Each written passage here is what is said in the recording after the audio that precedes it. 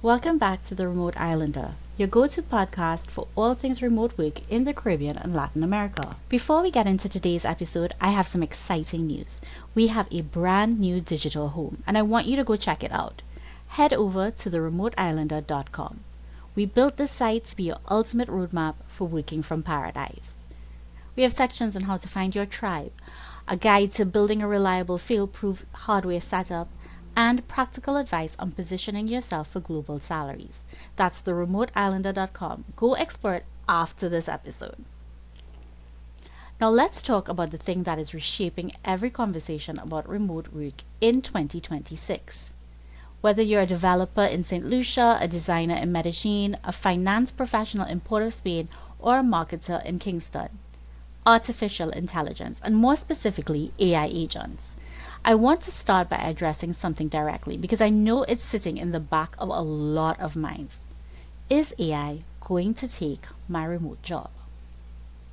That is a fair and serious question, and I'm not going to brush past it with a reassuring one-liner. The honest answer is, for some roles, in some areas, yes, the risk is real. Routine data entry, basic content production, templated coding tasks, standard customer service scripts, these are areas where automation is already displacing work, and the trend is not reversing. If your value proposition in the market is doing fast, repetitive, formulaic work, AI is coming for that specific slice of what you do. But here's what the same data also shows. The professionals who are learning to work with AI, who understand how to direct it, quality check it, and apply cultural and emotional intelligence to its outputs, are becoming significantly more valuable, not less. The displacement is real. So is the opportunity. And for Caribbean and LATAM professionals specifically, the opportunity side of this equation is one we are not talking about enough. So that's what today's episode is about. Not hype, not fear, the actual landscape. What these tools are, what they can do for your remote career right now, where the real challenges lie for our region, and what your strategy should be. The world is hiring, let's get you ready. So what are we actually talking about? Let's clear up the terminology because it's shifted significantly in at least the last 12 months, right? Most people are familiar with AI in its basic form. Tools that can write emails, summarize documents, generate images, answer questions. Think of it as the brain. The ability of a machine to process information and produce useful output. The models powering this are Claude, Gemini, GPT, and their successors have been dramatically more capable in a short time. One of the most meaningful shifts is in what's called the context window, essentially how much information a model can hold and work with in a single session. Modern frontier models can now process the equivalent of hundreds of pages of documents, an entire project history, or months of email threads in one conversation. That changes what's possible in a real-world context significantly. But the bigger shift, and this is the one that matters most to how remote work actually functions, is the move from AI as a tool you talk to AI as an agent that acts for you. If a standard AI chatbot is a highly capable intern who drafts things when you ask, an AI agent is a digital teammate that can actually execute. You give it a goal and it navigates the steps to get there, browsing the web, filling forms, sending communications, updating project management tools, filling reports. The difference between those two things is not incremental, it is categorical. And in 2026, agentic tools are moving from experimental to genuinely production ready for remote professionals. Let me make this concrete because abstract AI talk gets old fast. We all know the time sink. You finish a client call and suddenly you're looking at an hour of follow-up, notes to write up, action items to log, a summary to send, tasks to assign in your project management tool. Tools like Otter.ai and Fireflies.ai have moved well beyond basic transcription. They now identify action items, draft follow-up summaries, and can sync directly to your Slack or Notion workspace. What used to take 2 to 3 hours of administrative work after a meeting can now be handled in minutes. That time goes back to you for strategy, for client relationships, or frankly, for the beach. We're not going to pretend that's not part of the deal. On the development side, the concept of vibe coding has become a genuine entry point for non technical professionals who have ideas but no coding background. Tools like Cursor, Bolt.new, and Lovable allow you to describe what you want to build in plain language, and the AI builds a working prototype. This is not replacing experienced developers.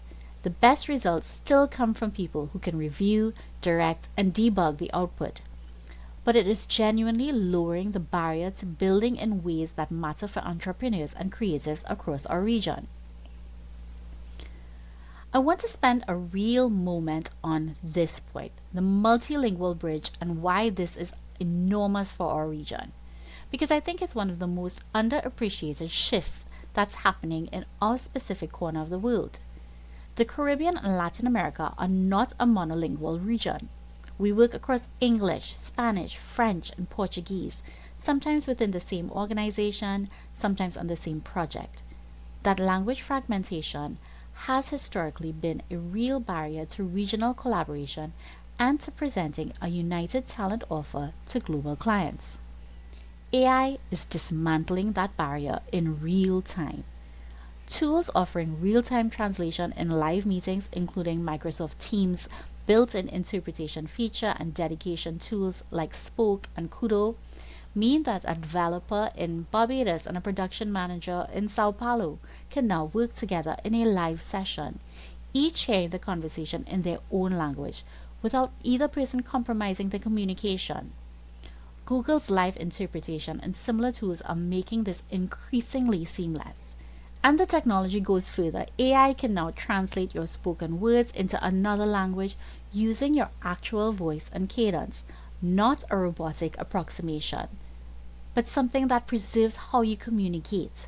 For a region that has long had to choose between working in the strongest language that they know and working in the language that their client prefers, this is not a small development. Language is no longer a wall between our markets. It is becoming infrastructure. Now let's talk about what's actually hard, because this region has specific structural challenges that don't disappear because the tools are impressive. The first is what I'd like to call cultural bias problem. The majority of AI models are trained predominantly on data from North America and Western Europe. The output reflects that. If you ask AI to generate an image of a professional office environment, you're probably not getting something that looks like Port of Spain or Bridgetown. If you ask it to write marketing copy for a Caribbean audience, the default register and cultural references will almost certainly need significant editing. This is not a minor inconvenience. It goes to the heart of whether AI outputs are actually useful for our markets without heavy reworking. Your job as someone working with these tools in the Caribbean and LATAM context is to function as a cultural editor. The AI produces the raw material. You are responsible for making it reflect the reality of who your audience actually is. The second is connectivity. Agentic AI is data intensive. It requires reliable, fast internet to function at the level where it actually transforms your workflow. This remains uneven across the Caribbean. Urban centers in Jamaica, Trinidad, Barbados, and the Dominican Republic are reasonably served, but bandwidth costs across the region remain high relative to income levels. Connectivity outside of major towns can be inconsistent, and power reliability in parts of the Eastern Caribbean adds another layer of friction. The digital divide within our regions is a real constraint on who gets to participate in this moment, and it's a policy conversation that needs to happen much more urgently than it currently is. The third is AI literacy, and I want to be direct about this. Knowing how to effectively instruct and manage AI tools is becoming a baseline professional skill, not a specialist one. The ability to give clear, specific, well-structured prompts and to understand what good output looks like versus what needs correction is the difference between AI making you dramatically more productive and AI producing mediocre work that still takes you an hour to fix. If you are not actively developing this skill, you are leaving real productivity and real money on the table. So let me close with something actionable, because information without direction isn't useful. Step 1. Stop observing and start experimenting. Pick one specific recurring task in your current work. Sorting or responding to emails, writing meeting summaries, generating first drafts of client reports, and find one AI tool designed to handle it. Don't try to overhaul your entire workflow at once. Start with one task, run it for 30 days, and pay attention to what it actually saves you and where it still falls short. That hands-on experience is worth more than any tutorial. Step 2. Learn to manage AI workflows, not just use AI tools. The professionals getting the most out of this moment are not just prompting individual tools. They are building small systems, an email agent that triages and drafts, a research agent that summarizes before you read, a scheduling agent that handles coordination across time zones. Think of yourself as the manager of a small, highly capable digital team. Your job is to give clear direction, review the output, and make the judgment calls that require actual human intelligence. The skill is in the orchestration, not just the individual tool. Step 3. Build what AI cannot replicate. This is the most important one. AI can write, code, translate, summarize, schedule, and analyze. What it cannot do is feel the tension in a client's voice on a difficult call. It cannot read the room in a negotiation. It cannot understand the difference in how trust is built in a business relationship in Kingston versus how it works in Bogota.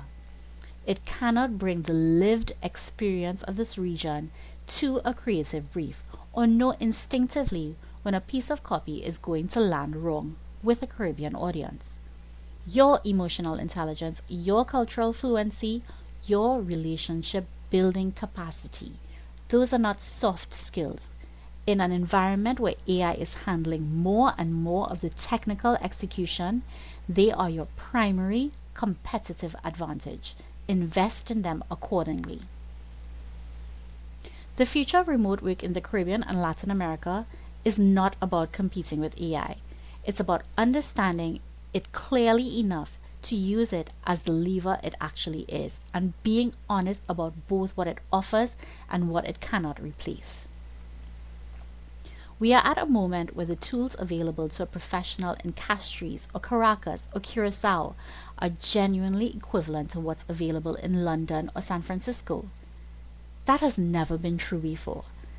The question is whether we build the literacy, the infrastructure, and the strategy to make that equality of access translate into equality of outcome. That's the work, and it starts now. All tools and resources mentioned today are linked in the show notes. And remember to head over to theremoteIslander.com to explore the new site. And if this episode was useful, share it with someone in your network who needs to hear it. Thank you for listening to this episode of The Remote Islander.